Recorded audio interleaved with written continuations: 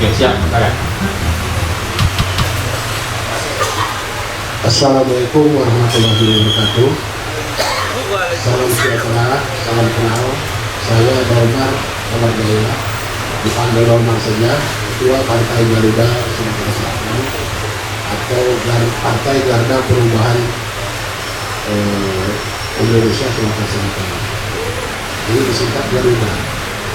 Partai ini sebenarnya kemarin sudah ikut pemilu, karena termasuk baru tahun kemarin baru mendaftarkan di 41 anggota DPRD se-Indonesia, tapi kebanyakan di Indonesia Timur. Ke depan kami juga sebagai partai yang memang sangat memperhatikan dengan kalangan milenial ini, karena kami juga menyadari bahwa ke depan pemilih milenial itu merasa masuk survei sebesar 60% suara dari kalangan milenial.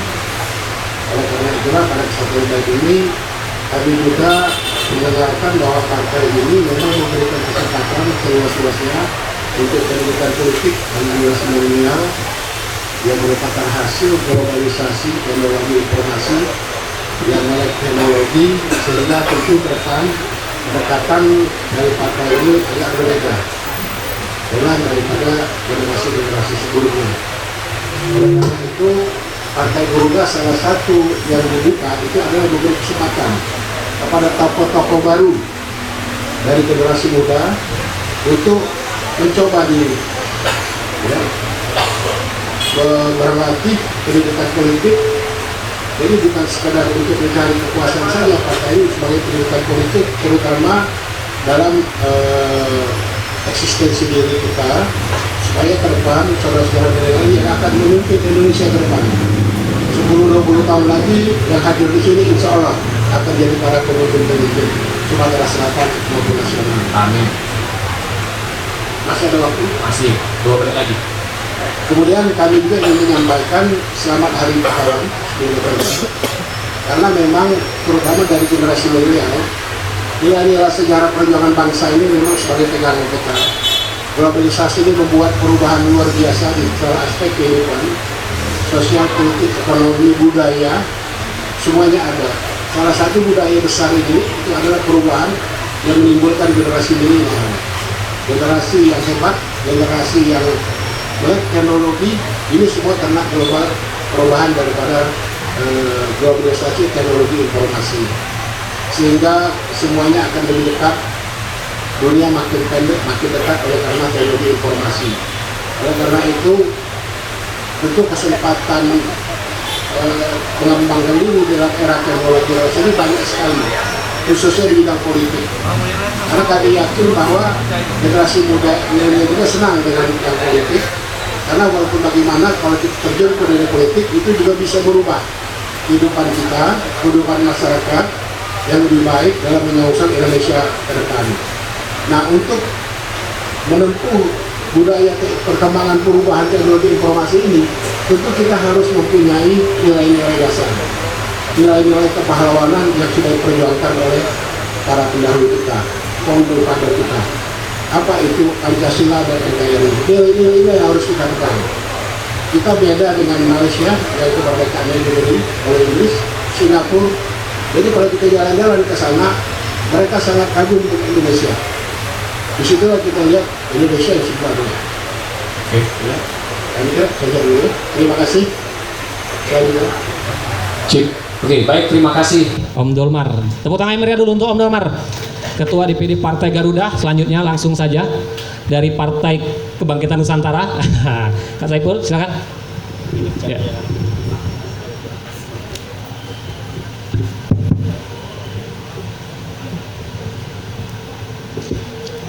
Bismillahirrahmanirrahim. Assalamualaikum warahmatullahi wabarakatuh. Yang sama-sama kita hormati, ini ada senior saya, Kak Dolmar. Ini sudah sekian belas tahun bersahabat dan senior yang baik Kak Dolmar ini. Kemudian di sebelah kiri ini juga sahabat lama yang luar biasa juga, Ketua Partai Umat, Bung Niko. Nah, ini pemain papan tengah ini. Bung Niko ini. Kemudian ada Bung Ali Hanafiah ya. Ini menjelang oleh apa namanya Piala Dunia minggu depan, tim oranye ini pecahnya banyak pendukungnya ini. Pecahnya 2024 lancar ya, insya Allah. Teman-teman generasi muda, rekan-rekan pers, nampaknya ramai rekan-rekan pers. Adinda, Riza ya, Riza. Kemudian ada adik-adik dari Kesatria Muda Nusantara, Kak Dolmar, organ PKN ini, Dinda, Riza, dan teman-teman semua. Kami dari Partai Kebangkitan Nusantara yang disebut dengan PKN. Kita lahir bertepatan dengan Hari Sumpah Pemuda 28 Oktober 2021. Ini menandakan bahwa PKN sangat konsen dengan cita-cita para pemuda, para kaum milenial. Di Sumatera Selatan, alhamdulillah, walaupun sekarang sedang verifikasi faktual, PKN satu-satunya partai di antara 9 partai baru yang kami kemarin mendapatkan laporan dari KPU, kami memenuhi syarat. Oke, ini Alhamdulillah dari 9 partai yang menghadapi verifikasi faktual, PKN satu-satunya partai yang alhamdulillah ya verifikasi Kak Dolmar ya, alhamdulillah. Jadi insya Allah semangat generasi muda milenial termasuk aktivitas acara kita hari ini menunjukkan komitmen bersama.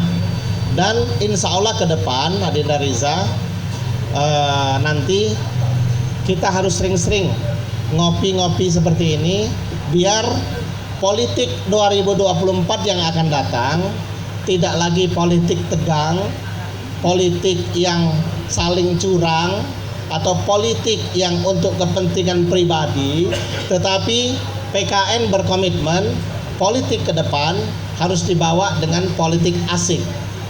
Nah, politik asik itu bagaimana kita berkomitmen untuk saling menghargai, saling support, dan kita adalah bersaudara.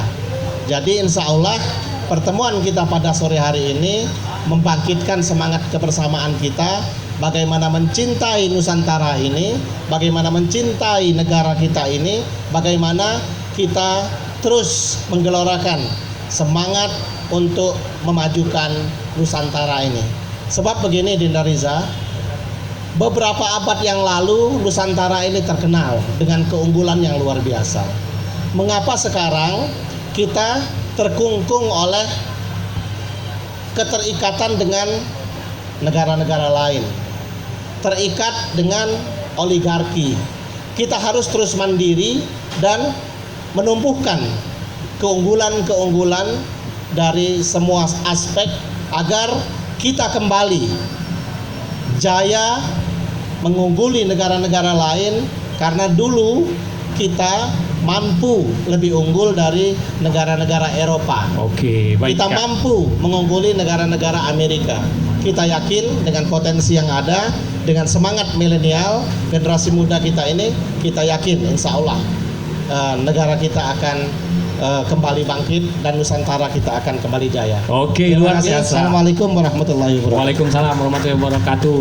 Oke, udah kenal sekarang, sudah sama PKN, tadi sudah sama Garuda, udah kenal. Sekarang kita ke sebelahnya. Nah, ini Kak Niko, silakan. Silakan kenalkan partai umat, Kak. Assalamualaikum warahmatullahi wabarakatuh. Sama-sama kita banggakan Forum Demokrasi Sumatera Selatan sebagai penyelenggara acara ini. Mari kita berikan apresiasi buat mereka.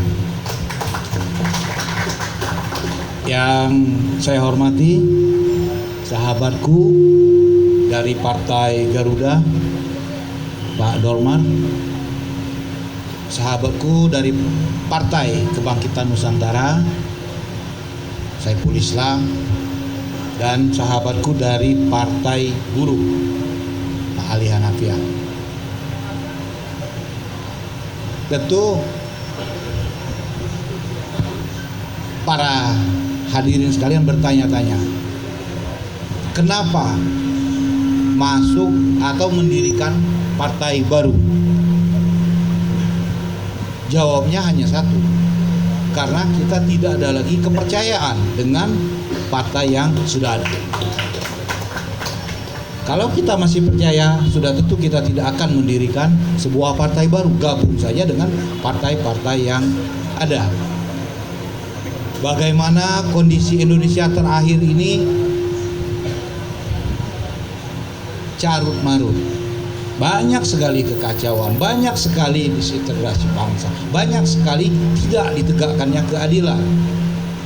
Apakah para wakil rakyat kita, apakah para pelaksana negara ini peduli? Kenyataannya tidak. Banyak sekali produk-produk mereka yang tidak berpihak kepada rakyat. Misalnya baru-baru ini ada Undang-Undang Cipta Kerja, banyak sekali ditentang oleh masyarakat. Apa mereka peduli? Tidak. Semuanya tetap berjalan apa adanya.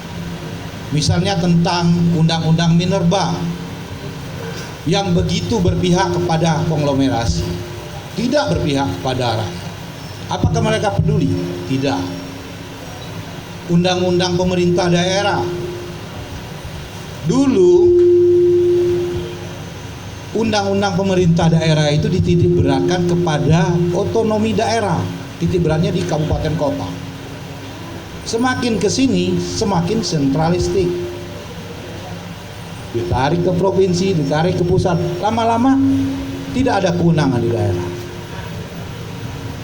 Memang secara kasat mata republik ini tidak patuh dengan aturan. Kenapa saya katakan tidak patuh dengan aturan? Kita sudah agak kebablasan menjalankan reformasi ini. Misalnya di dalam batang tubuh Undang-Undang Dasar yang merupakan staf fundamental norma dasar di dalam kehidupan berbangsa dan bernegara kita, di situ ada Pancasila.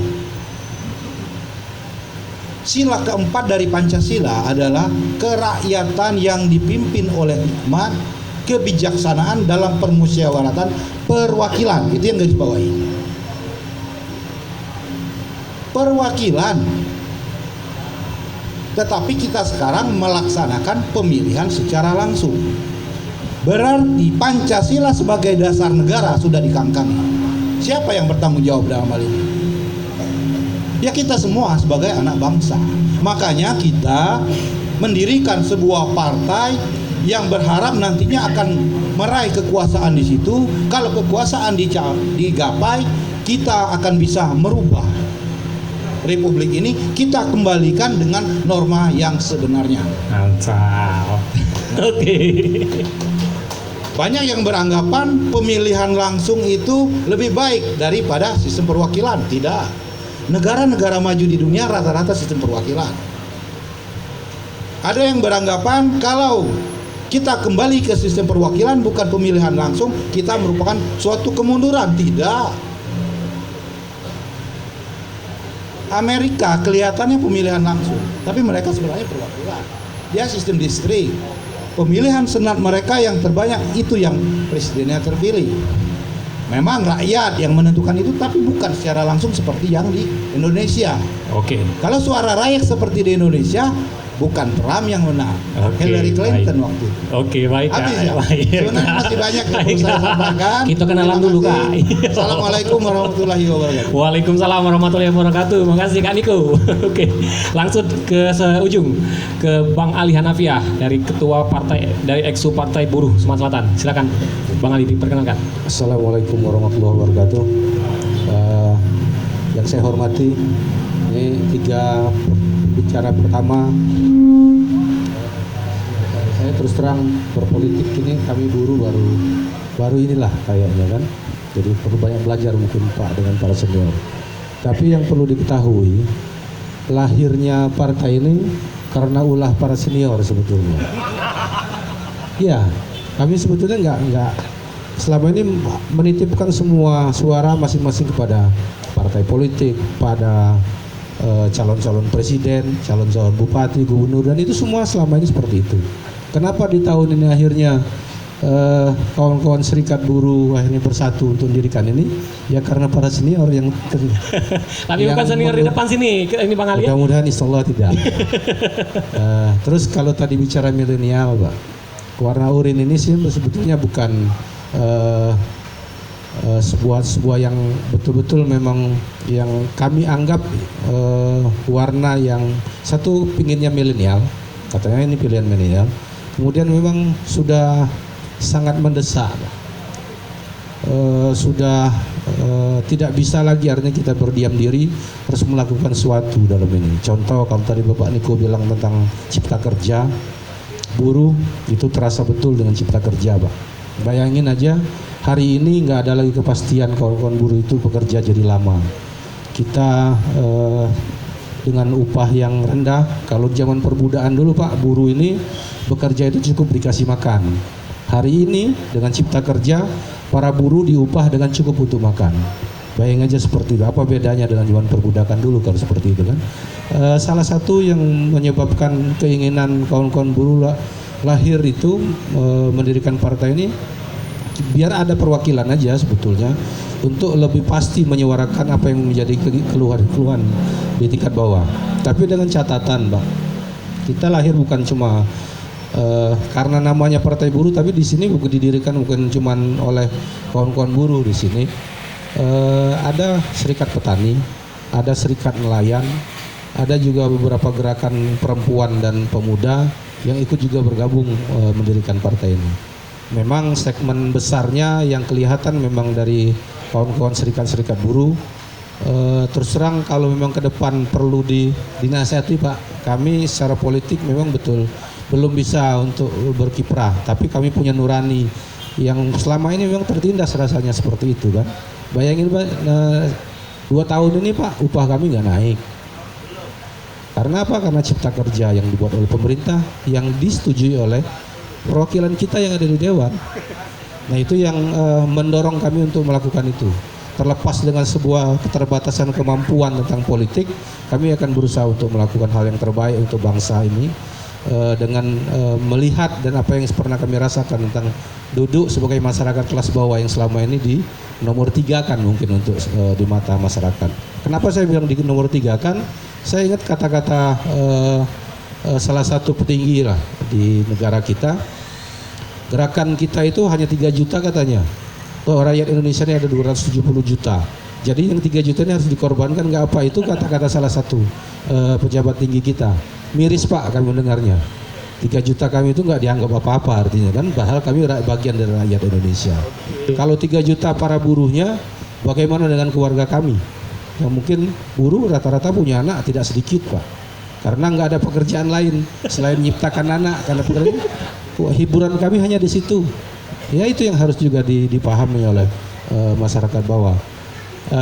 Di atas itu mungkin orang hiburan pakai ke bioskop atau kemana-mana, kita nggak ada Pak. Apalagi tinggal di perkebunan, di pertambangan, di daerah-daerah itu tinggal di perumahan-perumahan perusahaan yang di dalam hutan. Terus jam 11 malam kita tidak lagi menikmati aliran PLN. Jadi hiburan kita itu rata-rata hanya 4, 5, ada yang lebih dari itu Pak. Kalau dikalikan itu artinya salah kalau salah satu pejabat negara itu mengatakan bahwa itu cuma 3 juta kalau dia bilang itu kan, karena yang menolak. 1 tahun kami berusaha untuk menolaknya. Setiap bulan kita demo turun ke jalan. Yang di sini aja Pak, 10 bulan itu 10 kali itu yang namanya Dewan DPRD provinsi ini reses terus nggak pernah kami temui. Itu juga mengecewakan. Nah, dari itulah yang akhirnya mendorong kami untuk mendirikan sebuah partai. Terima kasih. Assalamualaikum warahmatullahi wabarakatuh. Terima kasih Bang Ali. Tepuk tangan untuk keempat narasumber kita. Sudah kenal galau belum? Nih. Lah kenal galau belum? Ya, kalau lah kenal sekarang kita bertanya. Era, kita pengen bertanya.